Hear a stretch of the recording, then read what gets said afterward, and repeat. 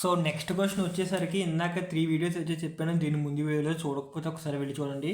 ఇప్పుడు fourth question వచ్చేసరికి write about the NumPy and indexing in Python program.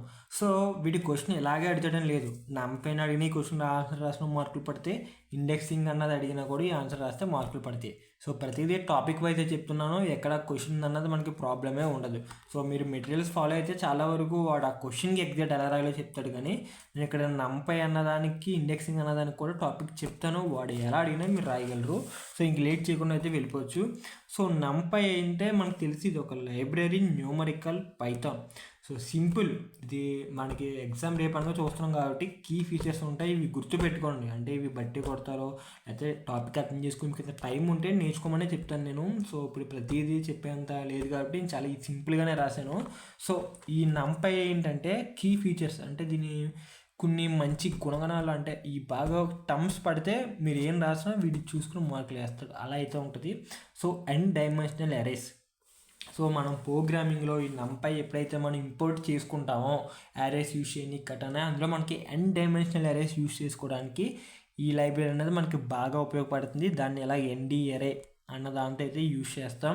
ఇది ఒక బ్రాడ్కాస్టింగ్కి కూడా వెరీ వెరీ యూస్ఫుల్. అంటే కీ ఫీచర్స్ ఇది one of the best key feature. దీని తర్వాత వచ్చేసరికి మ్యాథమెటికల్ ఫంక్షన్స్ పరంగా మనకి NumPy అన్నది చాలా అంటే చాలా వరకు ఉపయోగపడుతుంది. దీని పెర్ఫార్మెన్స్ కూడా చాలా హై అండ్ వెంటనే రిజల్ట్స్ కూడా చాలా క్విక్గా అవ్వడం మొత్తం అంతా కూడా ఉంటుంది. నెక్స్ట్ ఇంటిగ్రేట్ అవ్వడం. సో ఇంటిగ్రేషన్ అనేది చాలా వేరే టైమ్స్లో వేరే సిచ్యువేషన్స్లో ఒక్కొక్కలా అయితే చేస్తుంది. సో ఇది చెప్పాను. మరి ఇది ఎలా ఇంపోర్ట్ చేసుకుంటాం ప్రోగ్రామింగ్లో అంటే ఇంకోటి ఇంపోర్ట్ NumPy యాజ్ NP. ఇది మనం NumPy ఇంపోర్ట్ చేసుకోవడానికి ఇదైతే రాస్తూ ఉంటాం ప్రతి ప్రోగ్రామింగ్ కూడా. సో n డైమెన్షనల్ అరే అన్నాను. యారే అన్నది ఒకటి తీసుకున్నాను.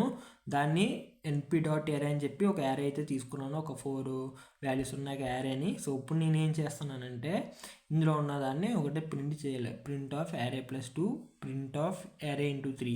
సో ఇది ఒక ఎగ్జాంపుల్. సో ఎగ్జాంపుల్ ఇలాగ రాయాలని లేదు. మీరు ఇక్కడ ఏదైనా తీసుకొచ్చి ఏదైనా ఒక 2 ప్రింట్లు చేసి ఒక ఎగ్జాంపుల్ ఇండికేషన్కి NumPy దానికి ఇది సింపుల్గా ఓకే. నెక్స్ట్ వచ్చేసరికి ఇండెక్సింగ్ ఏంటంటే allows you to access or modify elements in arrays. ఇప్పుడు ఈ అరేస్లో ఉంది. ఈ అరేస్లో నేను 1 2 3 4 ఉన్నది సపోజ్ ప్రింట్ అయిపోయింది. ఇక్కడ నేను మోడిఫై చేయాలనుకుంటున్నాను. ఇక్కడ నాది బుక్ కాబట్టి ఇలా చెరిపేసి ఇక్కడ 4 అని వేస్తాను. మరి కంప్యూటర్లో అలా అవ్వదు కదా.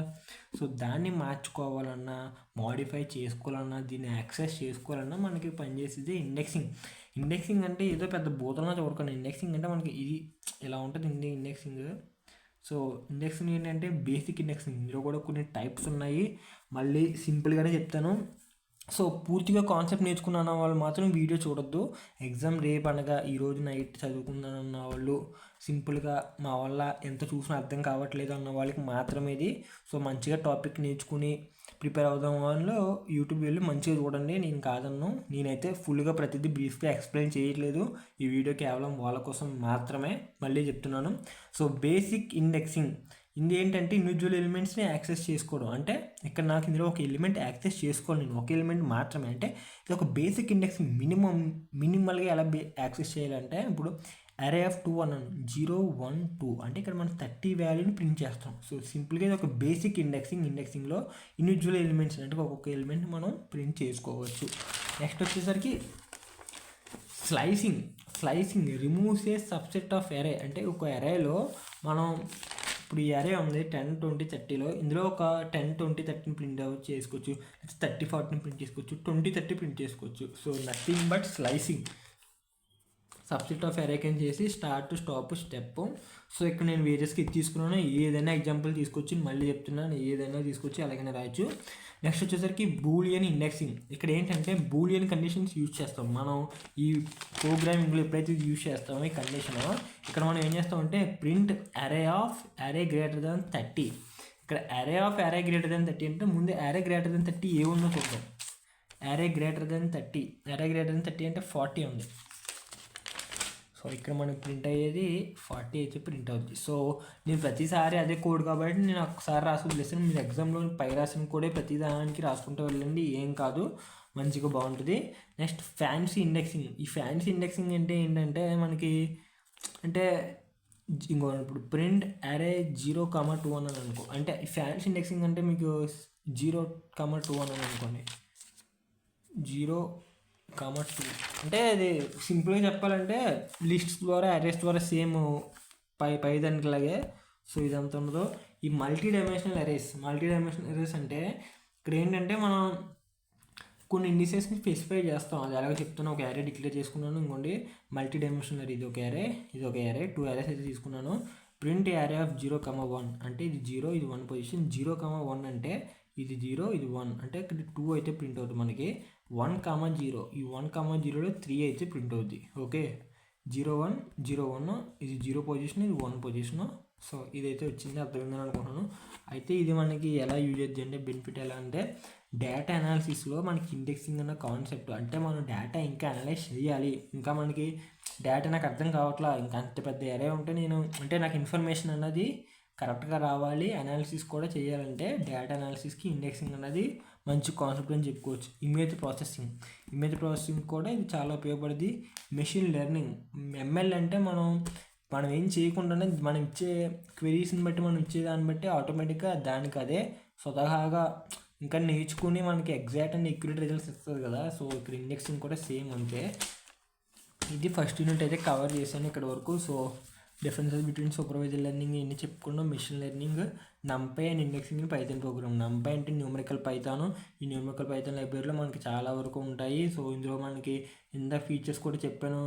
నంపై ఏముంటాయంటే మనకి ఫస్ట్ థింగ్ అండ్ డైమెన్షనల్ ఏరే ఉంటుంది, అండ్ అలాగే అండ్ డైమెన్షనల్ అరే, అండ్ దాని తర్వాత మ్యాథమెటికల్ ఫంక్షన్, దాని తర్వాత వచ్చేసరికి బ్రాడ్కాస్టింగ్, పెర్ఫార్మెన్స్, ఇంటిగ్రేషన్. ఇవన్నీ కీ ఫీచర్స్. మళ్ళీ చూపెడుతున్నాను రీక్యాప్. ఎగ్జాంపుల్ ప్రోగ్రామ్ రాస్తాం.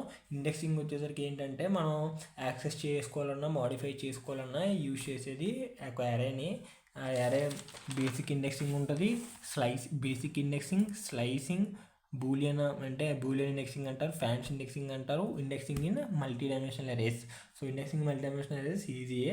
సో దీని యూజెస్ ఏంటంటే డేటా అనాలిసిస్ యూజ్ చేసుకోవడానికి ఇండెక్సింగ్ అనే కాన్సెప్ట్ యూజ్ చేస్తాం, ఇమేజ్ ప్రాసెసింగ్కి యూజ్ చేస్తాం, మెషిన్ లెర్నింగ్ కూడా ఇది యూజ్ చేస్తాం. సో ఇది నంపై ఇండెక్సింగ్ పైథాన్. చాలా బ్రీఫ్ ఉంటుంది. నేను ఎగ్జామ్ రిలేటెడ్ మాత్రమే చెప్తున్నాను. మళ్ళీ డిస్క్ నెంబర్ చెప్తున్నాను. నేను ఎగ్జామ్ రేపు పెట్టుకొని ఈరోజు 2 రోజులు ఉంది, నేను కాన్సెప్ట్ అంత చూసిన నా వాళ్ళు ఎక్కట్లేదు, సో నేను సింపుల్గా పాస్ అయిపోవాలి, పెద్దగా చదవక్కర్లేదు అన్న వాళ్ళు ఈ వీడియో చూసి ఇక్కడ జస్ట్ కీవర్డ్స్ ఉన్నాయి కదా, ఇవి ఎలా గుర్తుపెట్టుకోవాలో కూడా చెప్తాను. సో సింపుల్గా అయితే చేసుకోండి, మ్యాక్సిమం పాస్ అయిపోతారు, నాది guarantee. Thank you for watching. ఇలాంటి వీడియోస్ కోసం మన ఛానల్ని సబ్స్క్రైబ్ చేసుకోండి, అలాగే పక్కన ఉన్న బెల్ ఐకాన్ కూడా క్లిక్ చేయండి. Thank you.